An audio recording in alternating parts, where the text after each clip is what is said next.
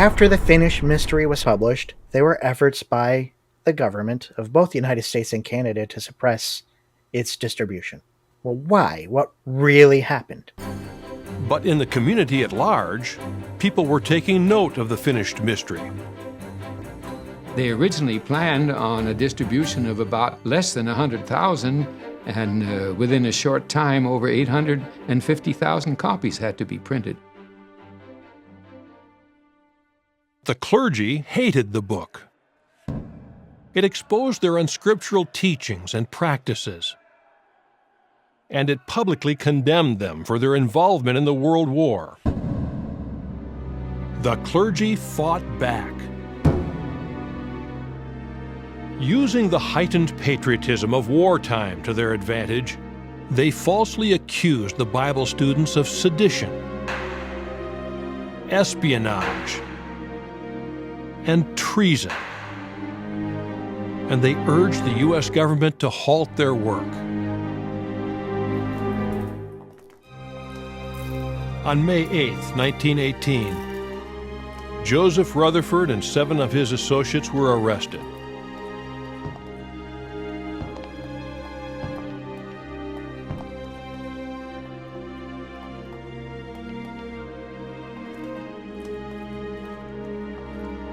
On June 20th, they were convicted on 4 counts of sedition.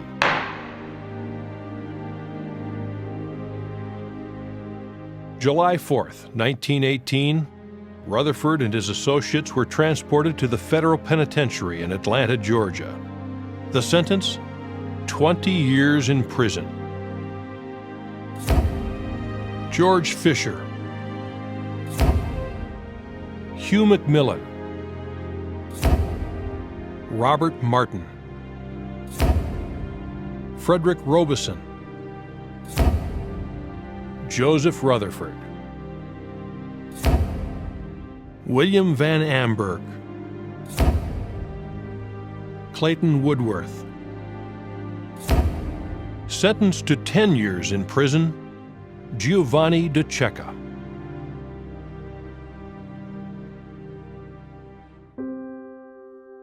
It was quite a shock to them to be put in prison. Did they do something that they shouldn't have done? Was the Lord displeased with them, or was the Lord permitting it? They just didn't know.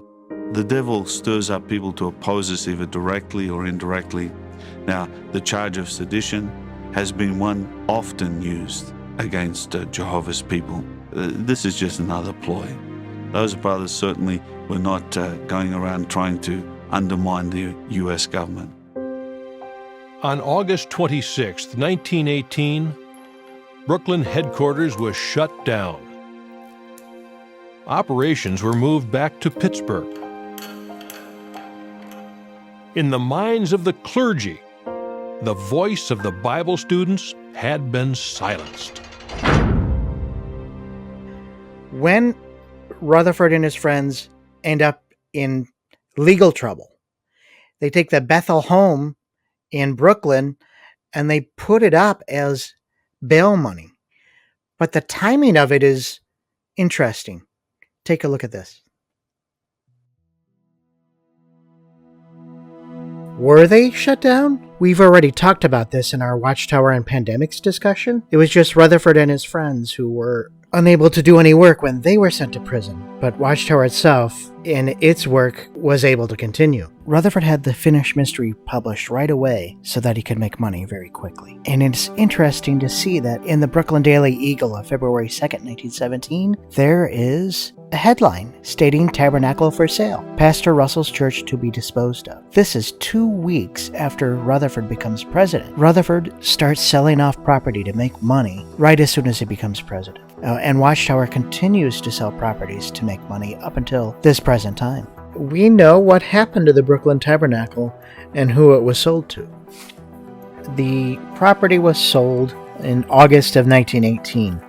The August 25th New York Tribune has an article entitled "Russellites Going to Sunnier Clime."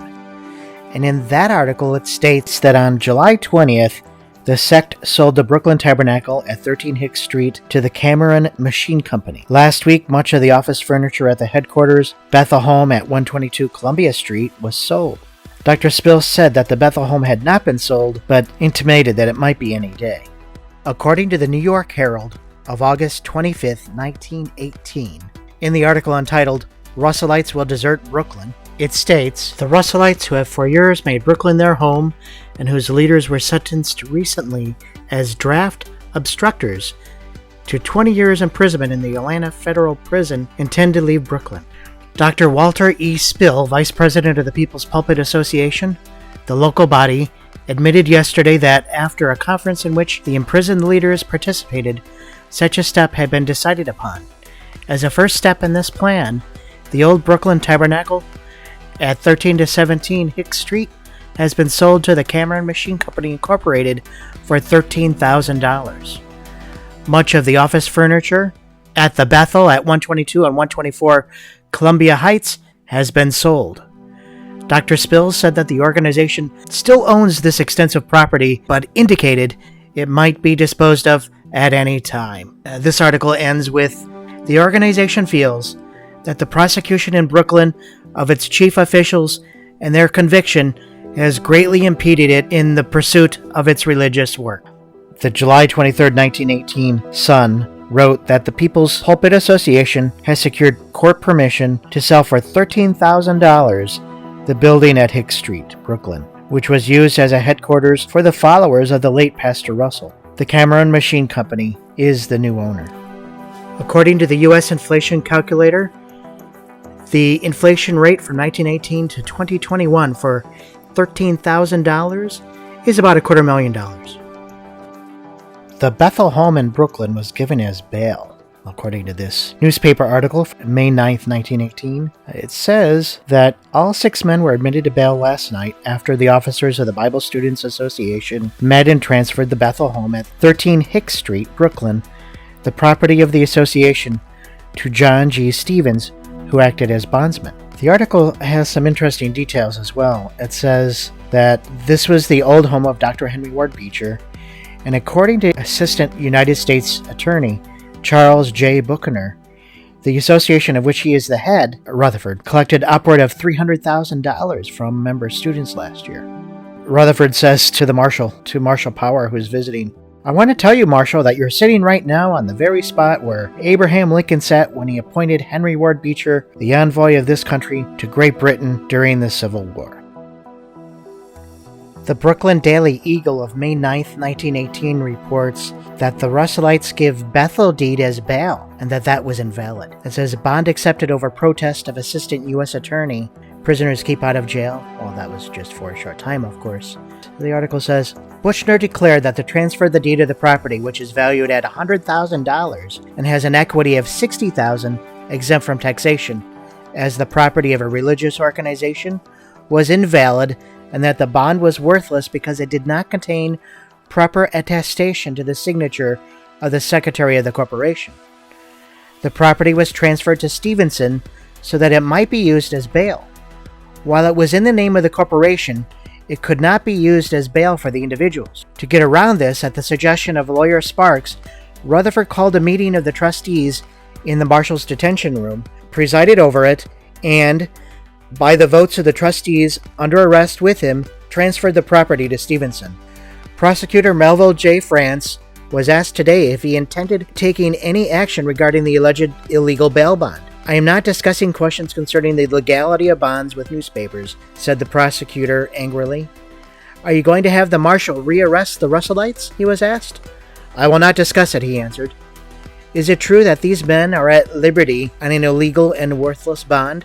"I know all about the circumstances and am satisfied for the present," he answered.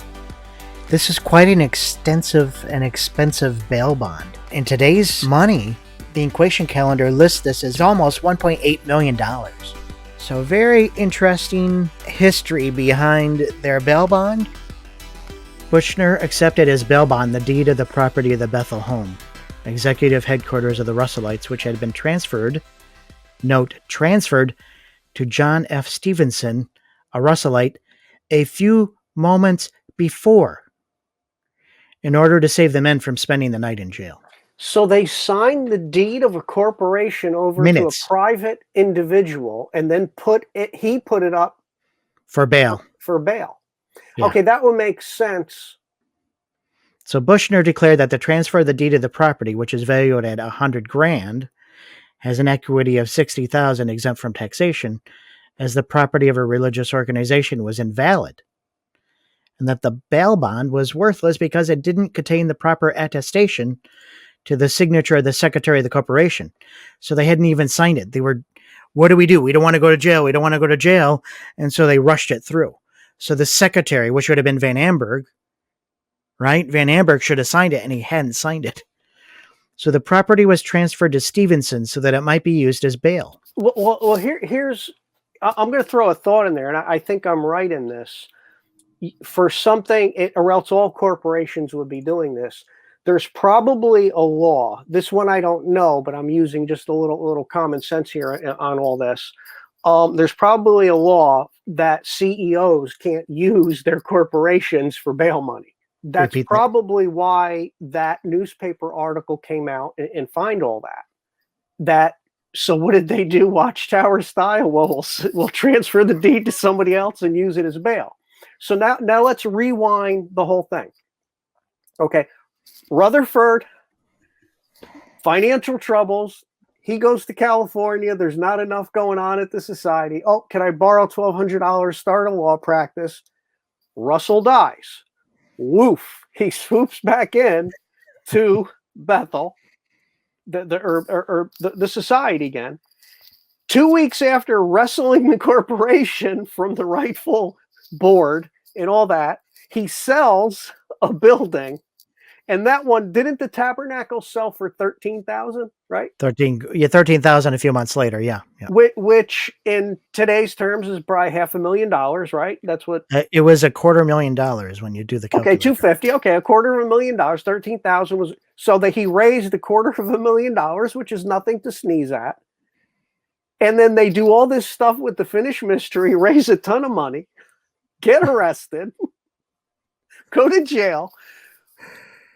Take another building that they own, put the deed in someone else's name, bring it to a bail company to get, the equity of it all. And here the newspaper catches them. I mean, it's just people. That's why I think it can go back to what we've said. No one's mocking the Jehovah Witnesses or saying you have the right religion, you have the wrong. We really don't care. I don't care anyway. If you want to do that. But here's the truth of where this started. Here, it's a man doing all this kind of stuff that the whole basis of your faith is based on, his ideas, his theology. And here, this just, as you lay it out, the pieces, it just gets better and better and better. They mentioned that on August 26, 1918, the Brooklyn headquarters were shut down and they moved everything back to Pittsburgh. And they say, in the minds of the clergy, the voice of the Bible students had been silenced. Well, we're going to look and see, what did the clergy really say about this? And are they to blame for this? What evidence do we have for that? Stay tuned. Barbara Anderson said she was looking at the legal documents, and when they read Rutherford's words in the transcript, we were quite flabbergasted at the fawning, conciliatory statements he made as he attempted to appease the court and government, a government which Rutherford frequently labeled as satanic. There's no doubt that Rutherford endeavored to mollify the authorities in every possible way. As Carl put it, it was clear the second president of the Watchtower Society compromised his integrity.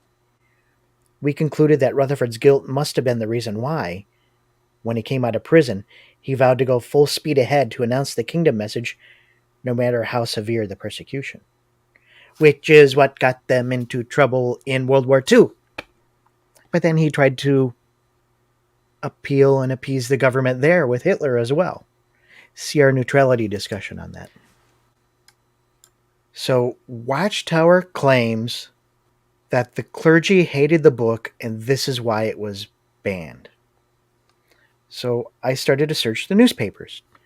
What did the public press say about it? And where did this come from? And so here, and I looked in both Canada and United States. So here are several articles about its prohibition. Nothing in here about the clergy.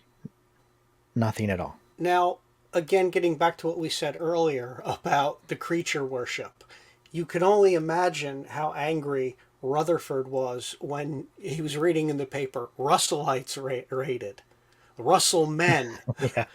You know, without, you know, being an eyewitness to it, it does appear his ego got the better of him. Hey, no, don't worship the creature. You know, back to that a little bit on that. That must have angered him.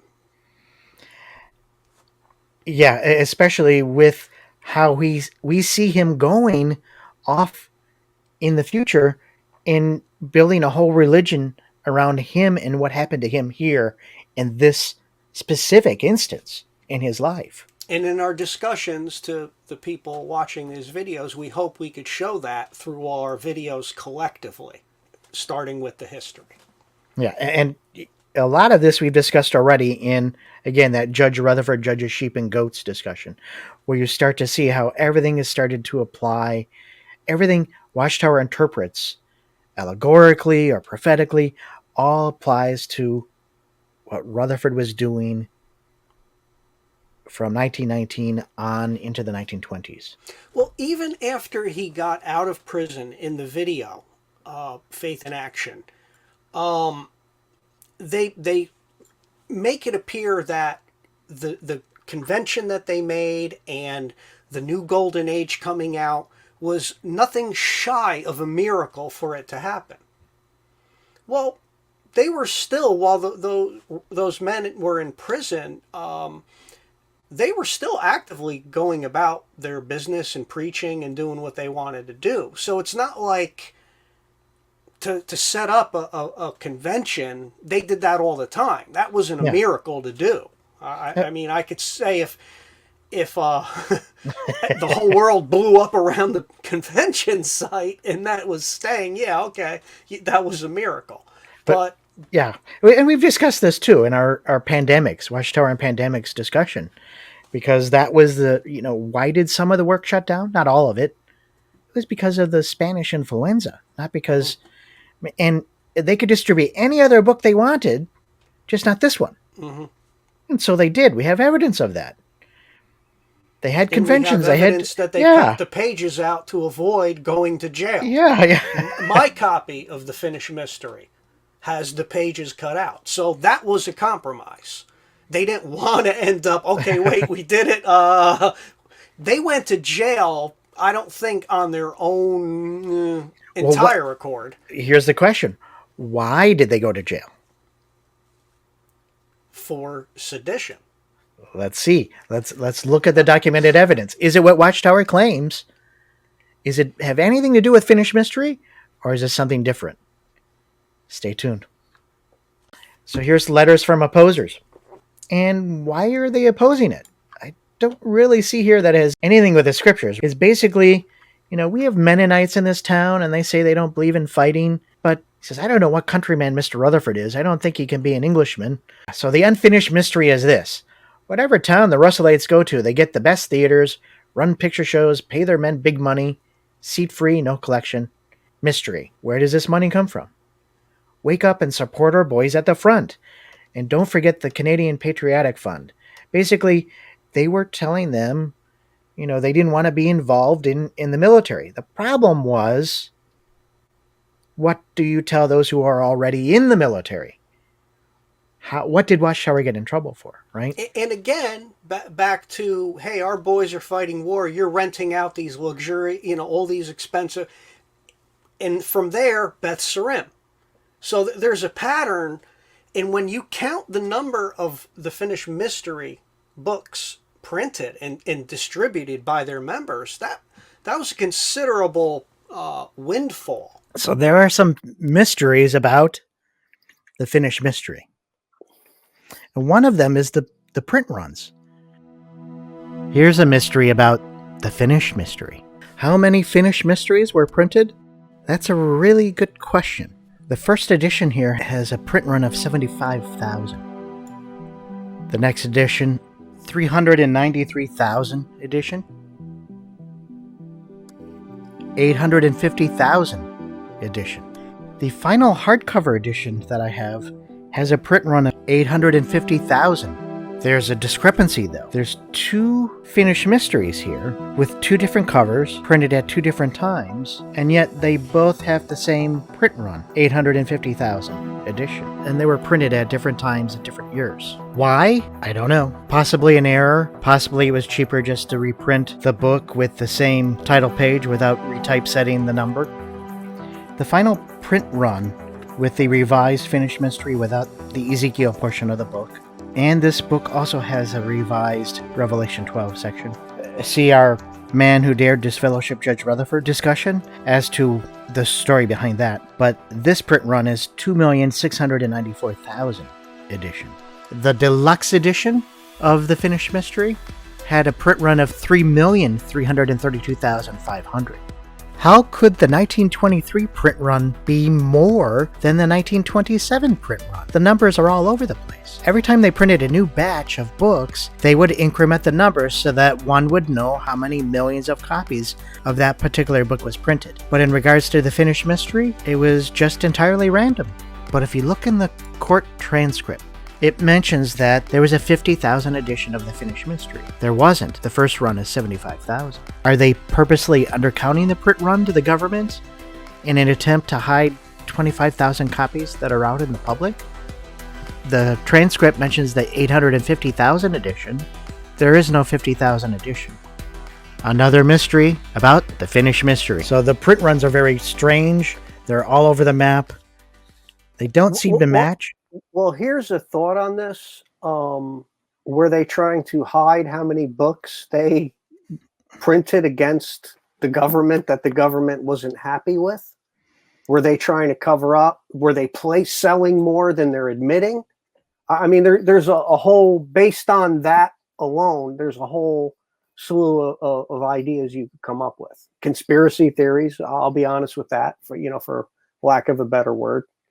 But you have confirmed in the past that when they did that edition that way, unless they specifically printed first edition this many printings, second edition this many printings, that when they did it this way and they were on the roll, they just put how many were being printed so far to date. Yes.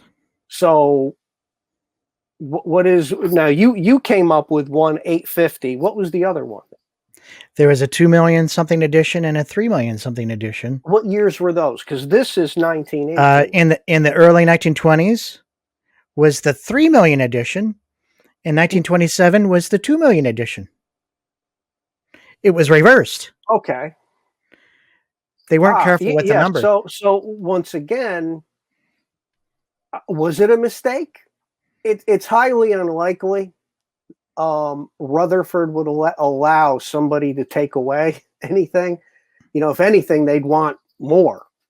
So I don't know. I can't factually say it, but I can have an opinion. And my opinion is they've made up numbers in the past. They've skewed data to make it look differently. So this was during the war when all the trouble was happening? Did they skew it to hide what they did? I don't know.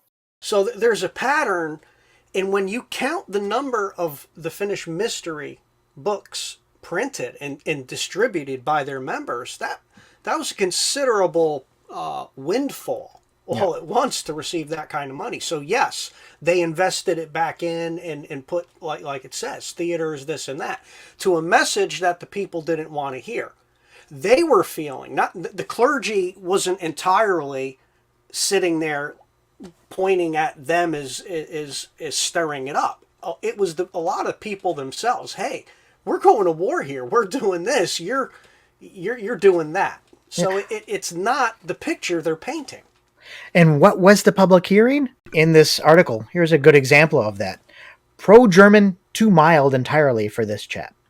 And so what they understood from the message that they were hearing was the Germans would dominate Canada if it were God's will, and that Britain and her allies were only fighting for the capitalists. They were hearing pro-German statements from the platforms of some of these various Bible student lecturers about this Finnish mystery. Let's also be realistic about that. Okay, that had nothing. Those statements made by the society in Rutherford had nothing to do with the Bible. That was their personal political beliefs coming out. Gritting and not fighting for the capitalists. Okay, does the Bible specifically say that right there, or was that's not a scriptural doctrine? That's an opinion. There was an opinion that was found in the book, and things that they were saying from the platform, from their lectures. And not only that, in this other article, Letters to the World of the Finnish Mystery on the right, kind of see the public didn't like their pacifist stance, their non-combatant stance. So in the Bible Students Monthly, that was also banned, right? In that paper, the ministers of all the other churches are blamed for bringing on this great war. A serious charge, if true. But any person who knows anything about economics should know that's overstating the facts. They were exaggerating the issue. The control of trade by commercially ambitious nations is the real cause of practically all wars. The ministers are simply the upholders of the powers that be. That the Bible apostles approve. It also predicts the destruction of those ministers who advocate recruiting, another serious prediction, but have no objections to others who are not Christians in doing the fighting. So he says, I refer these Bible students to the 19th chapter of Luke, 27th verse, but those mine enemies, which would not that I should reign over them, bring hither and slay them before me. Suppose that I am come to bring peace on the earth, I tell you, I'm rather to bring division. So, there were others who had a different perspective of Scripture. And remember, there are Bible students at the time who are in the military already. Mm-hmm. And when the war breaks out, what happens? We'll get into that in just a little bit here. And again, their message in the Finnish mystery should have been, and in these renting out halls and all, it should have been the kingdom of God is the hope of mankind. Not, well, it's because of Britain in bed with the capitalists. It's because the Germans doing this. It wasn't the time or the place to do that, for one. And again, if you're a religion believing in God's kingdom, you're talking about the kingdom. We all know the world is corrupt. The Bible says it's influenced by Satan. So that's taking place in the background. If you poke the beehive, the bees are going to come after you. Yeah. You could stand outside the beehive, walk around the tree, leave it alone, and they'll leave you be. So again, by poking and stirring up and trying to influence other people, okay, bring them to God. Don't bring them against the government. Yeah. That's really what the problem with the Finnish mystery, when you pull it all away, was. This letter to the editor says, others appear to think that the clergy as a sect had all to do with the suppression of such works as the Finnish mystery from a protection standpoint. But this letter to the editor says, having read the book, one cannot doubt the truth of the statement given out to the public for the action taken by the Dominion government. This is Canadian government. One can easily trace throughout its pages dangerous propaganda. It needs no second sight to do this. And if those sadly missiled individuals would study the methods, which are obvious in all parts of the world, of German propaganda, they would fully realize the great necessity for thought and caution. And then he also questions, well, how many, I wonder, who signed their names to the petition that was brought into our homes gave the matter thought? The majority probably never even read the book. They were busy and signed in ignorance, to which no doubt was due the great number of women's names attached to the petition. But ignorance in this case of this sort, when no empire is fighting for its life, in no way excuses them. So, again, it's not, even the public is saying is not the clergy that's the blame here. It's because of the statements that Watchtower is making. And so we'll see when we look at what the government said was the reason. We'll see why they went to prison. That was a fascinating research there. The Proclaimer's book mentions that the finished mystery so angered the clergy that they urged the government to suppress the publications of Bible students. So, is there any evidence that there was clergy involved in this? I asked this question of Jim Penton a week ago. And if you look in the newspapers, there's not a lot there. I was not able to find one thing which I'll show in a moment. Penton, to be fair, Penton suggests that there is something, a Canadian government document that suggests that there was some clergy instigation into banning the book.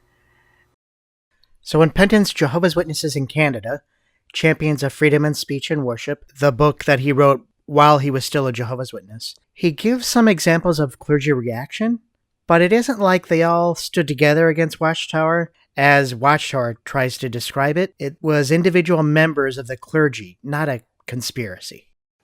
We discovered that there were the direct letters from the Catholic Archbishop of Quebec to the so-called liberal government of that time, and the Minister of Justice, who was really should have been called the Minister of Injustice. He simply said, yes, your lordship, here I'm outlawing Jehovah's Witnesses.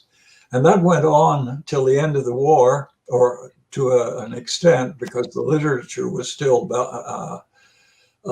banned, and a lot of young men were taken up and put in concentration camps and remained there for a year after the war. So it was with this spirit of feeling that what the government of Canada had done was so wrong that I wrote that book.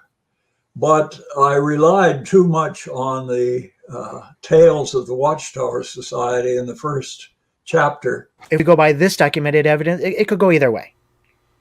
But we have documented evidence of one, being right? a religion, naturally, any religious organization that you could be taking members or influencing their control group are going to oppose you. Yeah. They could have been handing out prayer beads, and the clergy could have said, no, don't listen to these people. So, that's more of a conflict of interest. Did the clergy like the witnesses? Probably not. But remember, you're talking people go home, they're Catholic, they're this, they're that.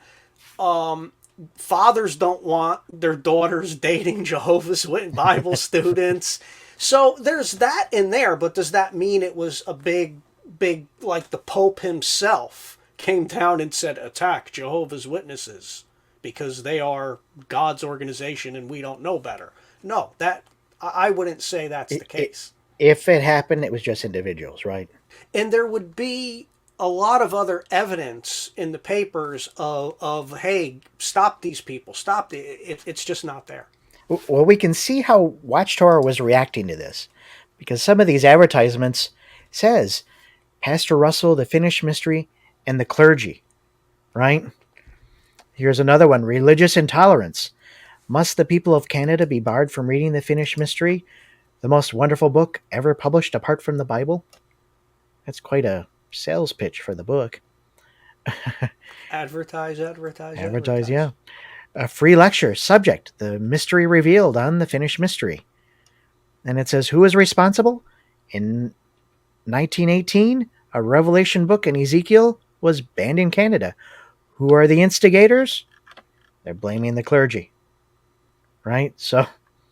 And who wrote the Ezekiel section in the finished mystery? The man who dared disfellowship Rutherford. So that, if you haven't seen that discussion, check that out. Very interesting discussion. So basically, it's making the point further of what we're trying to get across here. Most of the articles I'm finding where there's any clergy involved are the Bible students making the accusations against the clergy. So the one in the lower right corner says, Bible student throws light on real cause for banning finished mystery. Here on the left is an open letter by Rutherford to the Secretary of State about the banning, right? And he's trying to appease the government, typical Rutherford. the Bible students were very involved in protesting. Here they're protesting the ban. There's many examples where these bans were met with protests from Bible students. How did the Watchtower react? They just started to lecture and make more accusations against the clergy. Again, where is the evidence of the clergy, right? So the Divine Purpose book gives a little clue about that. And it makes an interesting claim. It says, no doubt about it. It looks like the Canadian clergy instigated the banning order. And why are they only looking at Canada? It was also banned in America. Why don't we have evidence of what happened here in America? The Winnipeg Tribune is quoted. And so here's the actual front page of that issue. And you can see right at the top, Johnson probes Bible students' anti-war literature. So this is the actual article that's mentioned in the Divine Purpose book. And again, going back to that, during the time of war, what was going on at the time, telling people, and you're basically ripping the morale away doing that. The government did not want that. It had nothing to do with you being a Bible student. If the Catholics did that, the government would have went against them. Yeah. You're demoralizing a wartime effort in what's going on there. So that's the root cause, not the information in the book. And were only the Bible students singled out? Stay tuned, we'll get to that. Antiwar pamphlet is probed. So it's quoting a Dr. Patterson, who was a pastor of St. Stephen's Church. And this pastor's complaining about the pernicious tirade against ministers as a class. He says, these passages denounce all ministers for preaching thousands into dreadful death in the trenches. They assert that preachers have made thousands of men cannon fodder for bloodlusty kings and kaisers. But that's all the article says. But what the Watchtower doesn't state is what the rest of that pastor said. And he said, the matter did not form any great part of my sermon. I only mentioned it incidentally. I'm of the opinion that some action should be taken by the authorities against things of this nature, but it was just an incidental thing he said. So why is Watchtower quoting that article as evidence of, it's hardly the picture that I imagined of the Watchtower's partial quoting claim. It's a weak evidence in my opinion. Exaggerated is probably a good word. Yeah. Expounded. Yeah, exaggerated. That's what they did a lot of the things that they opposed or disagreed with. They would pick on the opposite view and exaggerate the claim into a straw man type of argument and twisting it to something that the other side didn't even believe or think. So it's if you have to demonize the other side to prove a point, then how strong is the point that you're making? So the article at the bottom center, it says Bible students in Winnipeg may be arrested, is from the Chilliwack Progress, April 4th, 1918. So it mentions how this got to the Canada government for even considering it. And basically there was a Colonel Chambers who became aware of the articles appearing in the Bible Students Monthly. And once he was satisfied with the undoubted character of the leaflets and books, he took prompt action to stifle the propaganda because they were trying to... We'll get there. We're going to see what exactly was the reason it was banned and why Rutherford and his Watchtower bunch went to prison. What was the specific reason? What were the charges? And were the charges false charges or were they actual true charges? We're getting to that in just a moment. So in the Jehovah's Witnesses in the Divine Purpose book, page 72, there's a claim of an international conspiracy raised against the clergy. So it was published in the Kingdom News too. So the comment was raised about the objectionable comments made in the Bible Students Monthly. And so as things got banned, they would make even stronger statements. And then when somebody would react, they would make even stronger statements. So instead of trying to find a way to calm the situation down, they just kept putting more fuel on the fire.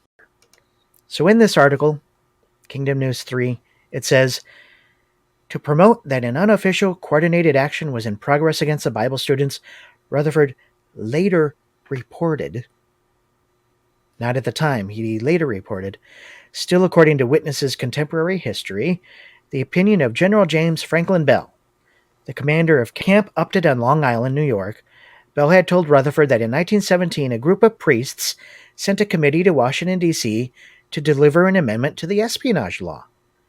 From the Society's history book in 1959, it says, if passed, all cases against the espionage law would have been tried before a military court with the death penalty imposed as punishment. Bell finished by saying, in an excited tone, the bill did not pass because Wilson vetoed it. But we know how to get you, and we're going to do it. Woodrow Wilson was apparently a president with his heart in the right place, but still, according to a somewhat one-sided Catholic periodical called The Tablet, and it was published in Brooklyn, they wrote on May 11th, 1918, Kingdom News spread around, some may go to jail. So basically, they're just stoking the fires further. Basically, they wanted to pass a bill that would make an amendment to the espionage law, but the bill didn't pass. And they mentioned President Wilson as one of the reasons why this bill didn't pass. We're going to get to a very direct connection with President Wilson here in this story, in this narrative, in just a little bit. So stay tuned. Watchtower was not the only one singled out here. There were other non-Bible student publications banned as well. And so from the titles listed here, the theme of the banned literature has some kind of anti-war or pro-German sentiment. So if the Finnish mystery ban was an evidence that they're chosen of God, then everybody else was chosen too. Yeah, so how does that prove anything, right? When you present a narrative and not tell the entire story, you're presenting it in a way to show, hey, we're the chosen ones. What if others are chosen too? When you say it's all about us, it's all about me, it's something that should make you go, It should make you think. And other denominations also spoke against the war. There's several examples in the newspapers I found of that as well. So it wasn't just Watchtower doing that, but it was what Watchtower was saying and how they were saying it and what some specific things that they were doing that caused the prison experience. We'll get into that in just a moment.